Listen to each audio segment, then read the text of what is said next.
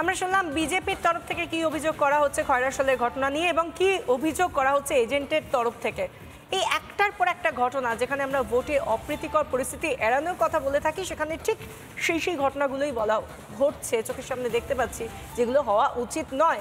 এই নিয়ে আমরা কথা বলবো। আমাদের সঙ্গে এই মুহূর্তে রয়েছেন প্যানেলে শঙ্কুদেব পণ্ডা, বিজেপি মুখপাত্র, রয়েছেন আমাদের সঙ্গে অধ্যাপক ঝন্টু বড়াইক, এবং সেই সঙ্গে আমরা পেয়ে গিয়েছি রাজনৈতিক কর্মী যিনি তৃণমূল কংগ্রেসকে সমর্থন করেন, রাজু ঘোষ। রাজুবাবুর কাছে প্রথমেই আসবো। রাজুবাবু, যেটা দিয়ে শুরু করলাম, যে কথা দিয়ে শুরু করলাম, ভোট শান্তিপূর্ণ অবাধ হোক, সে কথা তৃণমূল সুপ্রিমো বারবার বলেছেন, অভিষেক বন্দ্যোপাধ্যায়ও বারবার বলেছেন, কিন্তু তৃণমূলের বলা এক আর কাজে অন্য চিত্রই আমরা দেখতে পাচ্ছি। বিশেষ করে দ্বিতীয় দফার পর থেকে আজকে চতুর্থ দফাতেও সেই একই ছবি দেখছি। কেন? দেখুন, প্রথম কথা হচ্ছে ভোট মোটামুটিভাবে শান্তিপূর্ণভাবে প্রত্যেকটা এতেই হয়েছে, যতগুলো ভোট এর আগে হয়েছে প্রত্যেকটাতেই হয়েছে। ইলেকশন কমিশনের কথা অনুযায়ী আজকেও হচ্ছে, 8 কেন্দ্রে আজকে ভোট হচ্ছে বাংলায়, 8টাতে মোটামুটিভাবে শান্তিপূর্ণভাবেই ভোট হচ্ছে। কোথাও কোথাও দেখা যাচ্ছে বিজেপির মিথ্যা অভিযোগের ভিত্তিতে একটা জলঘোলা করার চেষ্টা করছে। কোথাও জমায়েত হচ্ছে, পুলিশ লাঠি উঁচিয়ে তেড়ে যাচ্ছে, কোথাও জমায়েত ঠেকাতে কেন্দ্রীয় বাহিনী চলে যাচ্ছে। এগুলো কি আপনি দেখেও দেখতে পান না, নাকি আপনাদেরকে ইনস্ট্রাকশন দেওয়া হয় যে আপনারা দেখলেও সেটাকে দেখবেন না? সেটা বিজেপি করে থাকে, ওটা তৃণমূল কংগ্রেসকে করতে হয় না। কারণ যে আমরা সেটা দেখতেই পাচ্ছি, দর্শকরাও দেখতে পাচ্ছেন। হচ্ছে এই 8টা কেন্দ্রের ভোট 8টাই যে তৃণমূলের, এটা মানুষ জানে। অর্থাৎ তৃণমূলকে লড়াই ঝগড়া এই সমস্ত করার কোনো প্রয়োজন নেই।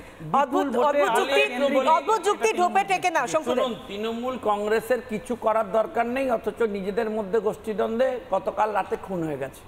তৃণমূলের কিছু করার দরকার নেই, বিভিন্ন জায়গায় ওদের আলাদা আলাদা করে জমায়েত করতে হচ্ছে। তৃণমূল কংগ্রেসের কিছু করার দরকার নেই, আমাদের বিভিন্ন এজেন্টকে মেরে বের করে দিতে হচ্ছে। আপনারা একটা জিনিস লক্ষ্য করবেন যে এবারে নির্বাচনে বুথের ভেতরে বেশি তান্ডাই মান্ডাই এরা করতে পারছেন না, সেন্ট্রাল ফোর্স আছে বলে। এনারা যেটা করছেন, বিভিন্ন জায়গায় প্রিজাইডিং অফিসার আর পোলিং অফিসারটা আগে থেকে ঠিক করেছেন তৃণমূলের লোক হবে, তারাই পারফর্ম করছে। এই যে বিজেপির এজেন্টকে বার করে দিয়েছে, আপনারা এখনই টিভিতে দেখালেন, এটা বললো কে? ওখানকার যে প্রিজাইডিং অফিসার আছে সে কে? গিয়ে দেখবেন হয়তো তৃণমূলের কোথাও চাকরি করে, সে তৃণমূলের লাইনে খেলছে। তৃণমূল সায়েন্টিফিক ওয়েতে করছে। তবে আপনি মনে রাখবেন যে এবারে কিন্তু মানুষ সিদ্ধান্ত নিয়েছে। একটা সময়ে যখন 2011-তে মানুষ সিদ্ধান্ত নিয়েছিল, তখন সব বুথে তৃণমূল কংগ্রেস এজেন্ট দিতে পারেনি, কিন্তু তৃণমূল কংগ্রেস নির্বাচনে ক্ষমতায় জিতে এসেছিল।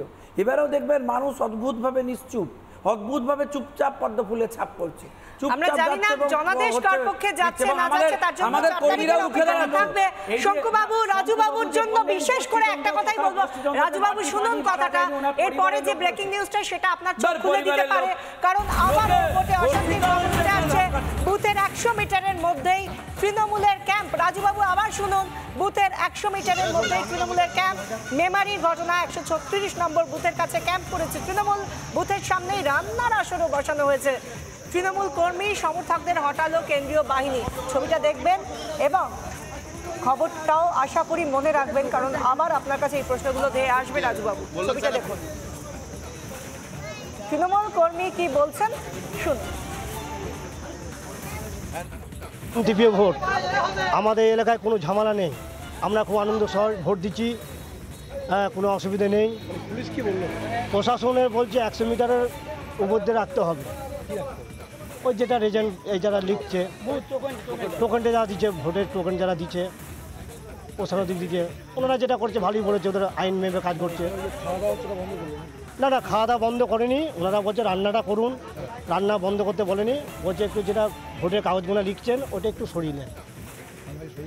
হ্যাঁ, নিশ্চয়ই আইন মানতে হবে, শান্তি যখন ভোট হচ্ছে, ওনারা যেটা করছে খুব ভালোর জন্য করছে, আর আমরাও শান্তি চাই। আমরা তৃণমূলের পক্ষ থেকে বলছি।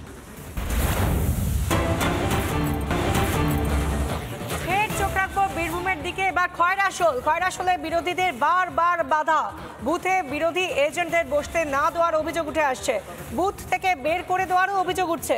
তৃণমূলের বিরুদ্ধে অভিযোগ করছে বিজেপি। খয়রাশোলে বিরোধীদের বারবার বাধা দেওয়ার অভিযোগ, বুথে বিরোধী এজেন্টদের বসতে দেওয়া হচ্ছে না এমনই অভিযোগ উঠে আসছে, বুথ থেকে বের করে দেওয়া হচ্ছে এমনও অভিযোগ সামনে আসছে। একদিকে রামপুরহাটে কংগ্রেস প্রার্থীকে বাধা, মিল্টন রশিদকে বাধা দেওয়া হচ্ছে, সেই অভিযোগ উঠে আসছে, আর অন্যদিকে খয়রাশোলে বিরোধীদের বারবার বাধা, এমনকি বুথ থেকে বিজেপি এজেন্টদের বসতে না দেওয়া, তাদেরকে বার করে দেওয়া হচ্ছে, সেই অভিযোগ উঠে আসছে। আমাদের সঙ্গে রয়েছেন প্রতিনিধি মনোরঞ্জন। বারবার এই একটা জায়গা বীরভূম, এখান থেকে একটার পর একটা অভিযোগ উঠে আসছে। খয়রাশোলে কি ঘটেছে? দেখো, খয়রাশোলে বর্ডা গ্রাম, সেখানে কিন্তু এই বর্ডা পঞ্চায়েত এলাকা, সেইখানে কিন্তু বিজেপির পক্ষ থেকে অভিযোগ করা হচ্ছে যে তাদের এজেন্টদের ঢুকে বসতে দেওয়া হচ্ছে না, তাদের বাধা দেওয়া হচ্ছে, এবং এক্ষেত্রে তারা কিন্তু সেই তৃণমূলের দিকেই অভিযোগ হচ্ছে। এজেন্ট গিয়ে বসেছে এবং তারপর বলা হচ্ছে যে তার নাকি সই মিলছে না। তারপরে কেন তাকে প্রথমে বসতে দেওয়া, এই নিয়েও কিন্তু প্রশ্ন তুলছেন বিজেপি নেতৃত্ব। অন্যদিকে তৃণমূলের কংগ্রেসের পক্ষ থেকে কিন্তু সমস্ত অভিযোগ অস্বীকার করা হচ্ছে। তারা বলছেন যে কাউকে বাধা দেওয়া হয়, ভোট চলছে এবং মানুষ গণতান্ত্রিক অধিকার প্রয়োগ করছে। এবার বলে রাখি, এই খয়রাশোল কিন্তু পঞ্চায়েত নির্বাচনের সময় উত্তপ্ত হয়ে উঠেছে এবং এইখানে কিন্তু খয়রাশোলের দিকে নজর রয়েছে সবাই, কারণ এই এলাকা কিন্তু উত্তেজনাপূর্ণ এলাকা বলে কিন্তু এর আগেও একাধিকবার জেলা থেকে বলা হয়েছে এবং প্রশাসনের তরফে কিন্তু এখানে বিশেষ ব্যবস্থা নেওয়া হয়েছে, এমনটা কিন্তু প্রশাসন সূত্রে জানা যাচ্ছে। সেই দিক থেকে খয়রাশোলে অবাধ শান্তিপূর্ণ নির্বাচন করাটা কিন্তু এখন বড় চ্যালেঞ্জ প্রশাসনের কাছে। ধন্যবাদ মনোরঞ্জন। আমরা একবার শুনে নেব, আপনাদেরকে শোনাবো স্থানীয় বিজেপি নেতৃত্ব কি বলছে এবং পোলিং এজেন্ট তিনি বা কি বলছেন। আমি গেলাম সকালে, আমার ফর্মটা জমা নিল, সব কিছু করলো, বসতেও দিয়েছিল। দেওয়ার পর অফিসের কিছুক্ষণ পরে উনি আমাকে বললেন যে আপনার সইটা মিলছে না। আমি ওনাকে বললাম তাহলে আমাকে আরও 3টে সই দেখান, আমার যেটা নিয়ম প্রডিউসার মেনটেন। প্রশাসনরা বললো প্রশাসনকে তো অসম্মান করতে পারি না, কেন্দ্র বাহিনী বললো, পুলিশরাও বললো যে আপনি বেরিয়ে যান। আমি কাইন্ডলি বেরিয়ে এসেছি, এইটুকুই আমার সাথে। আমরা পোলিং এজেন্ট, আমাদের সই না মেলানো পর্যন্ত আমাদেরকে বার করে দিয়েছে। সমস্ত শান্তিপূর্ণভাবে ভোট হওয়া চাই, সেটা আমরা চাই, আর কিছু চাই না। আর আমার একটা পোলিং এজেন্ট 32 নম্বর পোলিং এজেন্ট বাবু কর্মকারকে এখান থেকে টেনে নিয়ে যায় মারধর করে, তৃণমূলের লোক। 32 নম্বর বুথে পোলিং এজেন্ট, আর 27 নম্বর বুথে 27 নম্বর বুথের পোলিং এজেন্টকে বার করে দেয়। 28 নম্বর বুথের এখন পর্যন্ত বসে কোনো অসুবিধা নেই। এই মুহূর্তে যে খবরের দিকে নজর রাখবো, রামপুরহাটে মিল্টন রশিদকে বাধা। কংগ্রেস প্রার্থী মিল্টন রশিদ, তাকে বাধা তৃণমূলের। আমরা কথা বলবো, আরো বিস্তারিত জানবো এই বিষয়ে। আমাদের সঙ্গে রয়েছেন প্রতিনিধি মনোরঞ্জন, কি ঘটেছে, কি কারা বাধা দিল মিল্টন রশিদকে? দেখো, তোমায় বলে রাখি, রামপুরহাটে 149 নম্বর বুথ বগদুই গ্রামের জুনিয়র গার্লস স্কুল, সেখানে আজ কংগ্রেস প্রার্থী মিল্টন রশিদ যান। তখনই কিন্তু তৃণমূল কংগ্রেস কর্মীরা তাকে বাধা দেয়। তার বিরুদ্ধে যে অভিযোগ তৃণমূল কংগ্রেস করছে যে মিল্টন রশিদ ভোটারকে প্রভাবিত করছিলেন লাইনে দাঁড়িয়ে, এবং তার জন্য তাকে বলা হয় যে তিনি প্রভাবিত করতে পারেন না, এবং তাকে বলে দেওয়া হয় যে তিনি যেন ভোট থেকে চলে যান।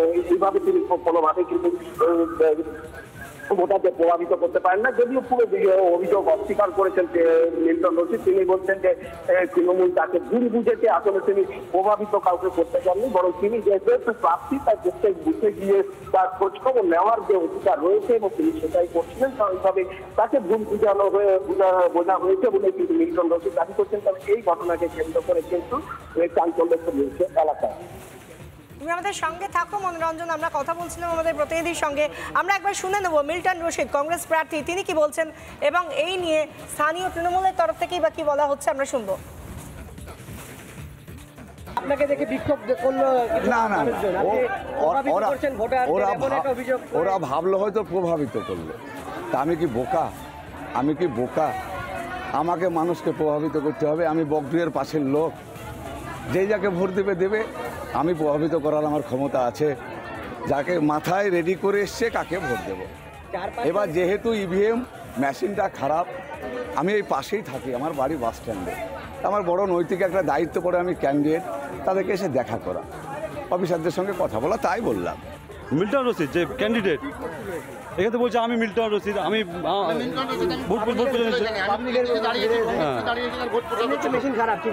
মেশিনটা এখনের মতো মেরামত হলো, ঠিক হয়েছে। এখন মানুষ এখন বলতে হবে মানুষকে আসার জন্য। প্রায় 2.5 ঘন্টার উপরে মেশিন বন্ধ হয়েছিল। আপনারা প্রতিবাদ করলেন? হ্যাঁ, প্রতিবাদ করেছি আমরা। কি বললেন? আমি তো এখানে করবেন না, এটা এখন টাইম ক্যান্ডিডেট বলতে চাইছিল আমি মিল্টন রশিদ, এখানে তো ভোট প্রচার করার জায়গা নাই। ভোট পরে তো গতকাল শেষ হয়ে গেছে 5টা পর্যন্ত।